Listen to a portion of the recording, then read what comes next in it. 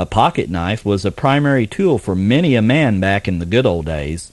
Roy Meador remembers that jack of all knives in Pop's all-purpose pocket knife. My dad, Walter Meador, was born in 1900. An early impression I had was that he and other men of his generation could accomplish just about anything with their trusty old pocket knives, from opening snake bites for treatment to whittling beautiful wooden objects worthy of museums. The truth is, I still have a lot of respect for those old school gentlemen who became everything from artists to emergency surgeons with those magical tools in their clever hands. My dad and others gave versatility new meaning with their pocket knives. Carpenters and house painters by trade, Walter Meador and his brother Guy built the Oklahoma house in which I was born, all by themselves. Today, more than 6 decades later, the old home place remains in use, a sturdy monument to their workmanship. Dad, like many of his contemporaries with a pocket knife, was an artist in wood. A memory I never lose is Dad hunkered down beside a coffee shop on an Oklahoma main street, jawboning with his friends, his hands busy at the timeless artistic task of whittling something useful and beautiful. His friends, displaying varying degrees of skill, typically were also whittling away using their ever-handy pocket knives. Another memory is of Dad patiently sharpening the different blades of his 3-blade pocket knife with the small whetstones he carried in the bib of his overalls. Knife sharpening was almost a sacred ritual with men in those days. Each made it an act of theater, piety, and art, as they carefully wet the stone and slowly worked the blades across it to put a sharp, true edge on the light-reflected steel. Just as conscientious housekeepers frowned at signs of neglect in a kitchen, so Dad and his pocket knife-valuing peers viewed with disapproval a neglected pocket knife evidencing telltale signs of rust along a dull-edged blade. Failure to take proper care of a pocket knife marked one as a person of slovenly habits with a suspicious lack of character, who probably couldn't quite be trusted to show much horse sense in a pinch. That was the 1930s, and every grown-up male person I knew, it's safe to say, had a sharp, well-kept knife in his pocket. On any given day, he might have forgotten to carry a handkerchief, but he didn't forget his pocket knife. He had a pocket watch if he owned one, but he certainly owned and carried a pocket knife, every man's essential all-purpose tool. You might borrow another man's tire pump or lawnmower, but not his pocket knife. That was too personal by far. That was the era when Sinclair Lewis wrote in his best-selling novel, Babbitt, a sensational event was changing from the brown suit to the gray, the contents of his pockets. He was earnest about those objects. They were of eternal importance. We can be sure that for George Babbitt, Dad, and other men too, switching from one pants to another always involved transferring the pocket knife as a vitally important object. Times have changed, and pocket knives, the same as pocket handkerchiefs, are no longer carried by most of us. The manifold practical uses of a pocket knife seem to have been forgotten. Whittling, more's the pity, is another victim of a hurry-up age.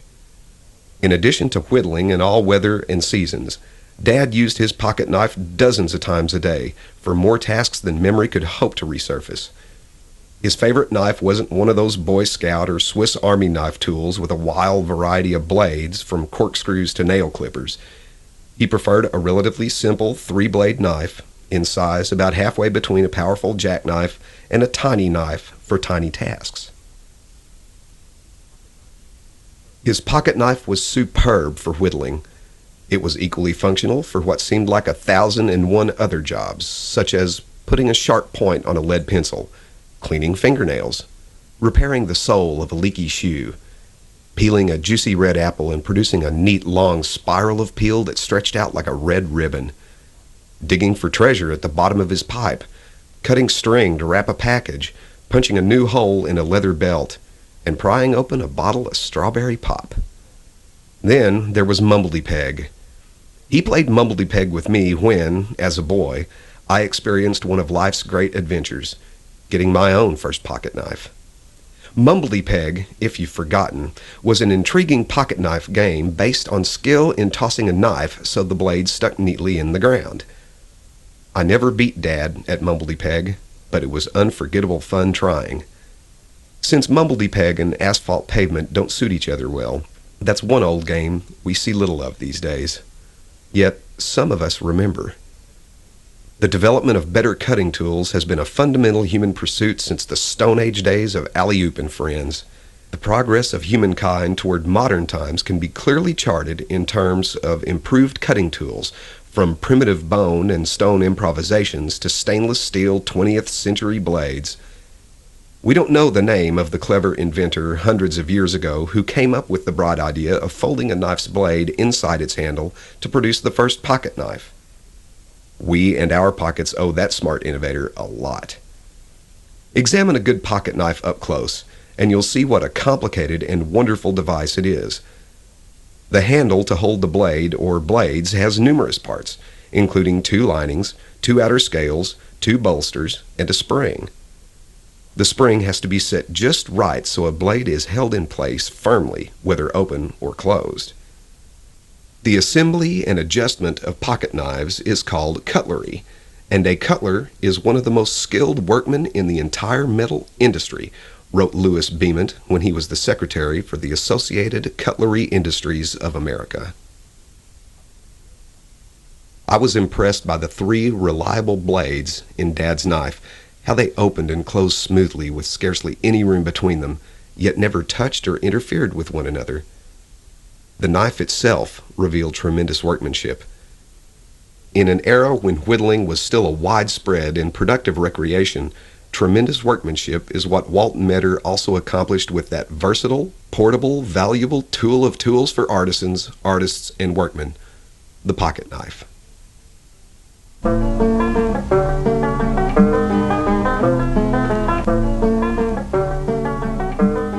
A lot of people would wonder why anybody just won't sit and whittle, not be making anything. That'd be too much like work, just making something. A lot of these whitters are not noted for working too hard anyhow, or too often. It's just one of those habits that you can get into. You take a whittler, he just like Granny used to be sitting in the knitting. He ain't even thinking about whittling. He's thinking about some big tale that he's fixing to tell as soon as he gets a chance to butt in. Because anytime you can get 3 or 4 whittlers together, I'll guarantee you'll get an argument. It don't make any difference what subject you bring up. And you can't win no arguments without getting your story together. And so you can't be thinking about whittling and win no arguments. And you don't ever win an argument nohow, but then... Now you can take a nervous businessman, he'll carry a little doohickey around his pocket to keep his hands busy and quiet his nerves after a hard day at the office. Many people carry a lucky Tennessee Buckeye for the same reason. But down here in Lynchburg, well, we just sit and whittle. If a fella's gonna whittle, his first thing he's gonna do any good at it, he's got to have a good pocket knife and a good piece of straight grain cedar to whittle on. You take these old-time whittlers, well, they take great pride running that shaving from one end of the stick to the other, making it of a uniform size, make it curl as it comes off of there and be a real fine shaving. And you can take an amateur, a guy that's nice not right, or he's not used to whittling, and you can just look at his shavings, even if you don't see the man until he's an amateur. Just kind of like a lot of other things, there's a certain knack to it, but there may be no 2 whittlers that whittle just exactly the same way. He keep that stick in his hip pocket most of the time. It depends on the conversation and the company as to how long that stick lasts. Some days he may be sort of busy and not get to whittle too much, and some days it's raining or something, he's sitting around courthouse yard and arguing politics, and he may whittle up a stick before the day's gone. So it will vary, but I'd say average whittler whittle about 3 or 4 of those sticks a week. So good whittling. And if you're ever in Lynchburg, join us on the bench in front of the Lynchburg hardware store, or the courthouse yard if weather's too rough up at Price's service station. Or just sitting and whittling and studying about nothing in particular.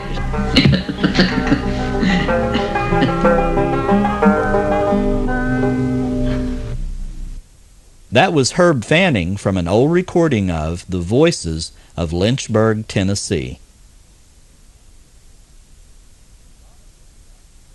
When Domenique Johnson got married, she bought furniture to set up her new home. Then she spent years wishing she had different furniture. But it was the Depression, and you just had to live with decisions until better times brought the opportunity for change. Would Domenique welcome the change as much as she thought she would? Let's find out as she remembers setting up home. When I got married, I knew nothing about furniture, not a blessed thing. At home with my beloved parents, I automatically accepted whatever furnishings they could afford. Naturally, this was as it should be. My only involvement with furniture was that I dusted it on cleaning day, which always took place every Saturday morning, and at regular intervals I waxed the wooden pieces to give them a high gloss and protect the finish. But now I was to be married, and I needed to set up my own home. My husband knew even less about home furnishings than I did and left the choice entirely to me. I shopped at a popular home furnishings emporium that advertised widely in the local newspapers. I was very impressed by their attractive, illustrated advertisements. For my living room, I selected a divan and a matching armchair in a style known as Charles of London. Both pieces were upholstered in a beautiful, durable fabric that was dark red with a small black design. Then, as a wedding gift, I received a Queen Anne chair upholstered in a handsome green brocade. It complemented the divan and armchair nicely, and I was very pleased with my living room furniture. After I was married and moved into the apartment my husband and I had set up, I began to observe home decor more seriously. I often visited friends and neighbors, and when I did, I especially took note of their furnishings and studied their arrangement. As I did so, I became quite knowledgeable about interior decoration. Unfortunately, though, I also became increasingly displeased with the pieces I had purchased. I began to study periodicals that featured home planning. Soon enough, I became so displeased with my furniture that I acquired a strong desire to pitch the divan and armchair altogether. However, we could not afford such an extravagance. It was in the 1930s, and we were struggling through the most devastating years of the Great Depression. And so, quietly and sensibly, I tolerated my poor choice. After 18 long and patient years, the day finally dawned when I could dispose of my unwanted furniture. The workmen arrived, and how good it felt to welcome them. I watched gleefully as they loaded the divan and chair onto their truck and rolled down the street. But as it turned the corner and my furniture moved out of sight forever, I suddenly felt a sharp pang and tightening in my throat, and my eyes threatened to drench me with tears. The space where they'd sat looked so forlorn. I had all I could do to retain my composure. Regaining my self-control, I realized that simply by living with those two unwanted pieces all those years they had become a part of me. And I had to admit that, as ugly as they were in my eyes, that divan and chair had afforded me great rest and comfort. In ridding myself of them, I felt I had broken up with a dear old friend. It is wisely written that time heals everything. In due course, I am happy to admit, it all came to pass. Looking back, I have come to regard this incident as one of the most notable in my life. It gave me a passionate interest in home decor, and I learned a great deal about home planning. I've been delighted no end to discover that friends and neighbors regard me as something of an expert in the field. As a result, they seek my advice when planning and setting up their own homes. Some even depend on me to make their selections for them. Patrick was an itinerant worker who became more than just a hired man to William McGaughey and his family. He became a friend, and friends were nothing to take lightly back in the good old days. Here is William's memory of Patrick.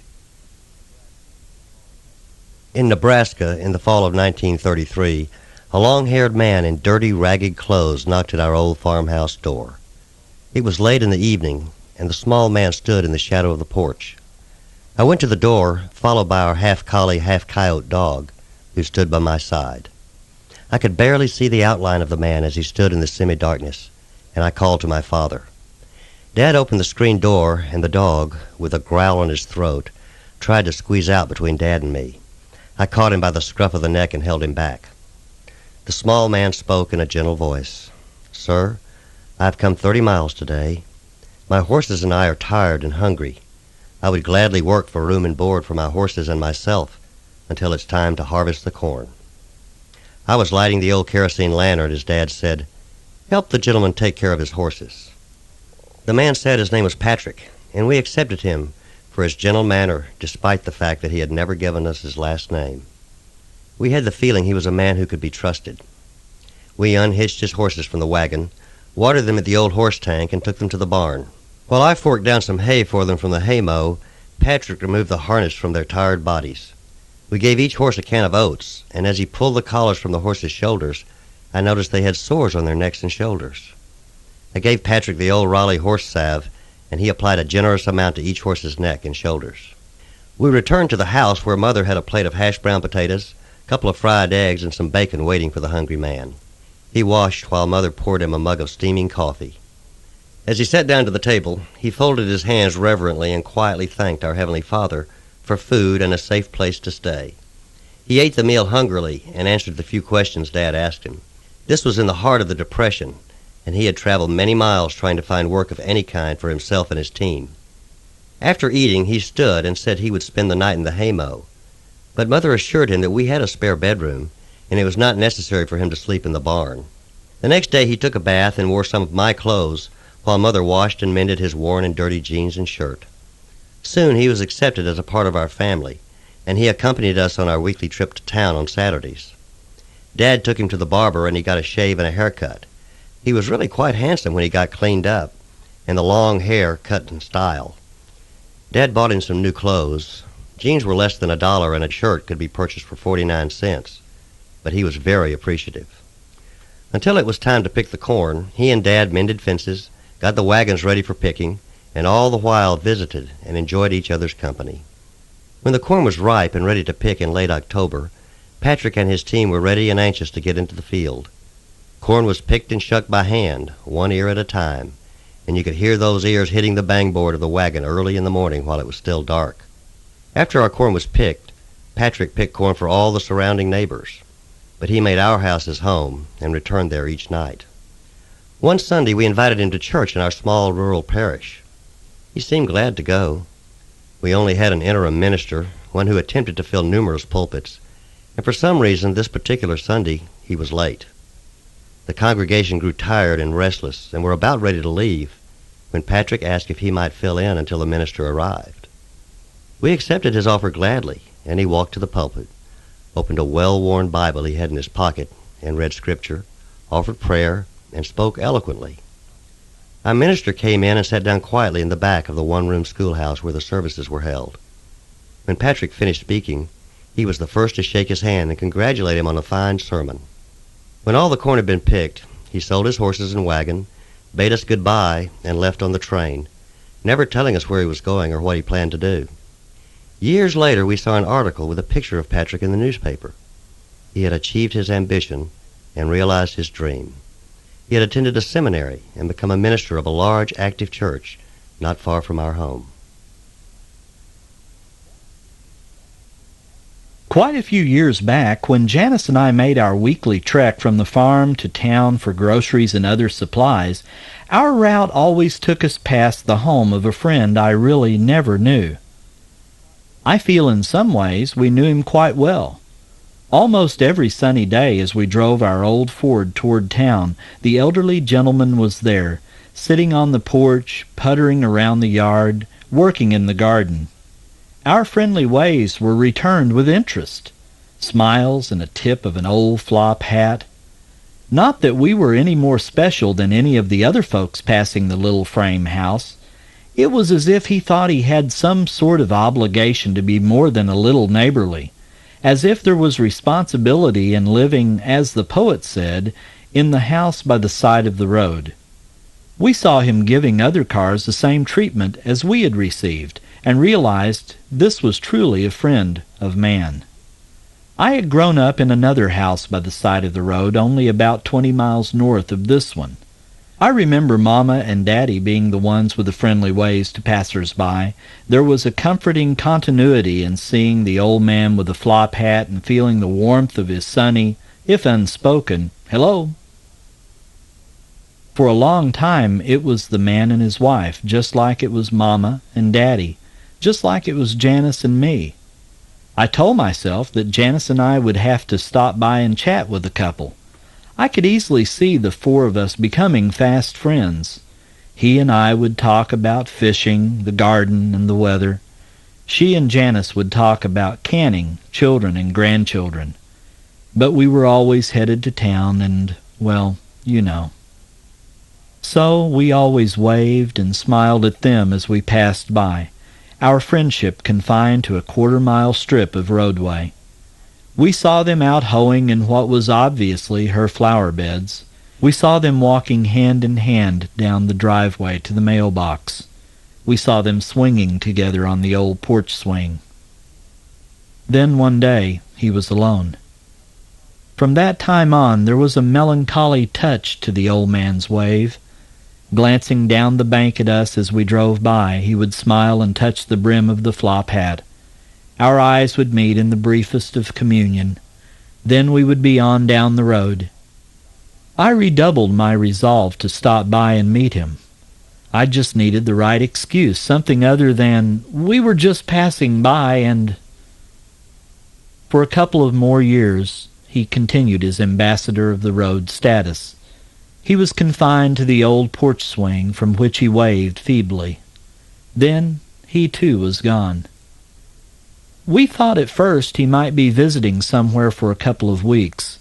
We knew the house looked mighty empty. Then one day a handwritten sign was on the corner post of the driveway. Pulling over, we read it. It said, "Thanks to everyone who always waved and honked to Dad as they passed. It kept him going for a long time. Dad passed away last Thursday. God bless you all." Janice and I pulled our car away from the driveway that we should have driven up so many times for so many years. I'd lost a dear friend that I never knew. I only knew his name because it was printed on the mailbox. It struck me that we are living in a world that is moving way too fast. Even though we were country folks enjoying what should be a slower pace of life, we were in such a hurry to get to town and home again before dark that we neglected the more important aspects of life: kindness, compassion, friendship. All of the fishing trips we could have taken, the checkers we could have played, the tall tales we could have spun, none ever happened. Janice and I resolved that day to not get in such a hurry as we head to town for our groceries. We've tried to become better neighbors and better friends. Maybe some good came from that friendship I never really had. More than anything, I decided that the spirit of my friend along the road should not die. Now, whenever anyone passes on the country lane that runs in front of our house, I wave. Whether it be neighbor or stranger, I tip my hat and smile a greeting. I do it all in honor and memory of a friend I never knew, a good friend from the good old days. And finally, here is The House by the Side of the Road by Sam Walter Foss. There are hermit souls that live withdrawn in the place of their self-content. There are souls like stars that dwell apart in a fellowless firmament. There are pioneer souls that blaze their paths where highways never ran. But let me live by the side of the road and be a friend to man. Let me live in a house by the side of the road where the race of men go by, the men who are good and the men who are bad, as good and as bad as I. I would not sit in the scorner's seat, nor hurl the cynic's ban. Let me live in a house by the side of the road, and be a friend to man. I see from my house by the side of the road, by the side of the highway of life, the men who press with the ardor of hope, the men who are faint with the strife. But I turn not away from their smiles nor their tears, both parts of an infinite plan. Let me live in a house by the side of the road, and be a friend to man. I know there are brook-gladdened meadows ahead, and mountains of wearisome height, and the road passes on through the long afternoon and stretches away to the night. But still I rejoice when the travelers rejoice, and weep with the strangers that moan, nor live in my house by the side of the road like a man who dwells alone. Let me live in my house by the side of the road. It's here the race of men go by. They are good, they are bad, they are weak, they are strong, wise, foolish, so am I. Then why should I sit in the scorner's seat, or hurl the cynic's ban? Let me live in my house by the side of the road, and be a friend to man.